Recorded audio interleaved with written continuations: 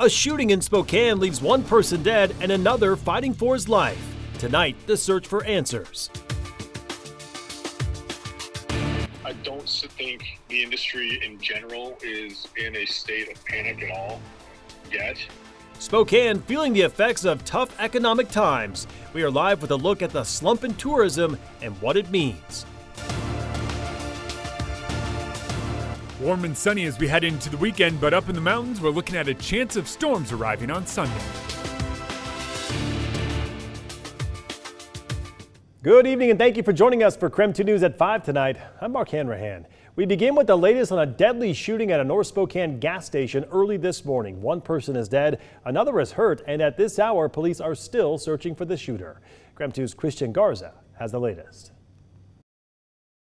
Well, this Maverick right behind me here on Division is back open after being closed for a good portion of the morning due to a shooting that left one man dead.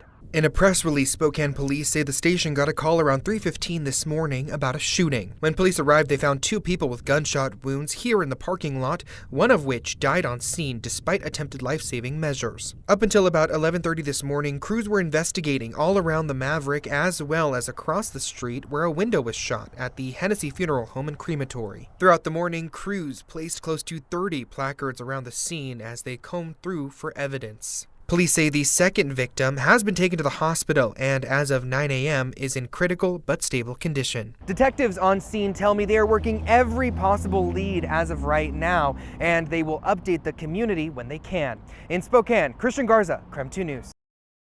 Now to some breaking news to tell you about at 5 o'clock tonight. A verdict has just been reached in a deadly shooting from 2021. After nearly 4 years, George Harris III was just found guilty of second-degree manslaughter in Whitman County. According to Pullman Police, in September of 2021, Liban Barre and former WSU football player Brandon Gray were at a party on College Hill when Harris shot them. Both men were taken to the hospital. Barre died from his injuries. New tonight, the suspect in November's Bigfoot pub shooting has surrendered to U.S. Marshals. According to the Spokane County Sheriff's Office, 30-year-old Jordan Fleming was booked into the Spokane County Jail for first-degree assault. Deputies say that shooting happened last November just after 1 a.m. when a fight broke out. One man was rushed to the hospital after being shot in the stomach. After spending months on the run, Fleming now sits behind bars on just over $1 million bond. There was also a big drug seizure to tell you about tonight. Spokane County Sheriff's detectives and SWAT say they seized drugs, guns, and money from a convicted felon. 43-year-old Tambora Simmons was charged with several counts of possession of a controlled substance with intent to deliver.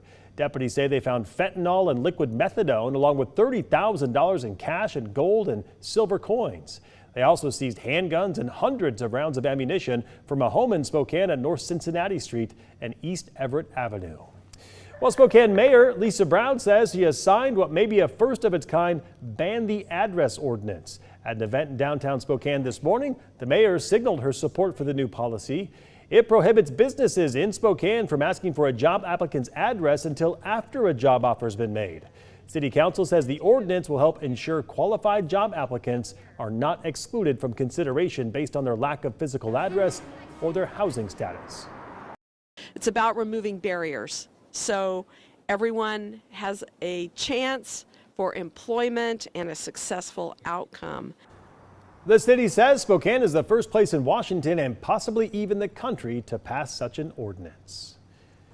All right, let's take a break from the headlines and talk weather right now with Chief Meteorologist Jeremy the Goo. Jeremy, just a sunny and warm weekend on tap pretty much all across the inland Northwest. Like everywhere except for the mountains of North Idaho.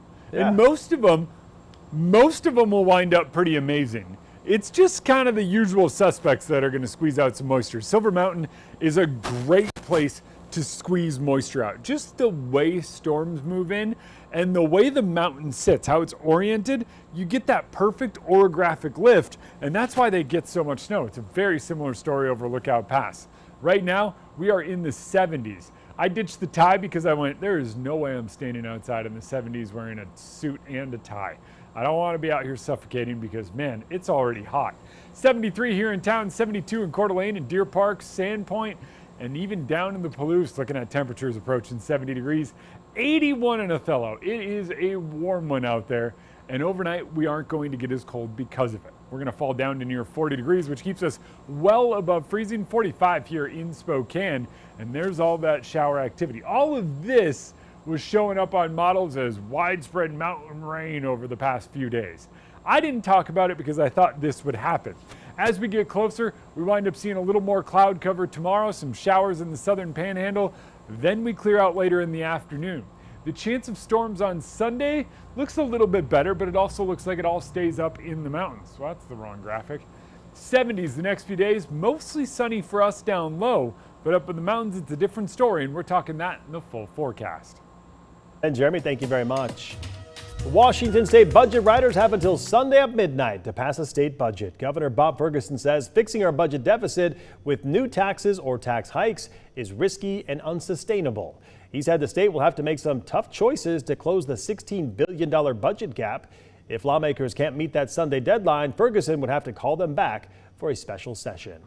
The city of Spokane's water department has been awarded a $2.8 million clean energy community grant from the Washington State Department of Commerce. That money will be used to add solar infrastructure at the department's main location on North Foothills Drive at Hamilton. The money, along with nearly $200,000 of a local match, will be used to design and install parking structures, solar arrays, battery storage, and charging stations. Power generated and stored at the site will then be used to power the department's electric vehicles. Headlines this evening: the accused killer of a healthcare CEO pleaded not guilty to federal murder charges today. Federal prosecutors say they plan to seek the death penalty against Luigi Mangione if he's convicted. Mangione is accused of stalking and gunning down a 50-year-old father of two named Brian Thompson as he walked to a conference at a New York hotel. Police say he fled the city and was arrested 5 days later in Pennsylvania. The killing became a touch point for anger over high costs for patients in the U.S. healthcare system. People across the country have voiced support for the suspect and donated to his defense. Mangione has already been arraigned on state charges in New York and Pennsylvania. He also pleaded not guilty to those. Well, a stunning turnaround for the Trump administration. It is restoring visas for more than 1,000 international students across the country. It comes after dozens of those students filed court challenges against the government.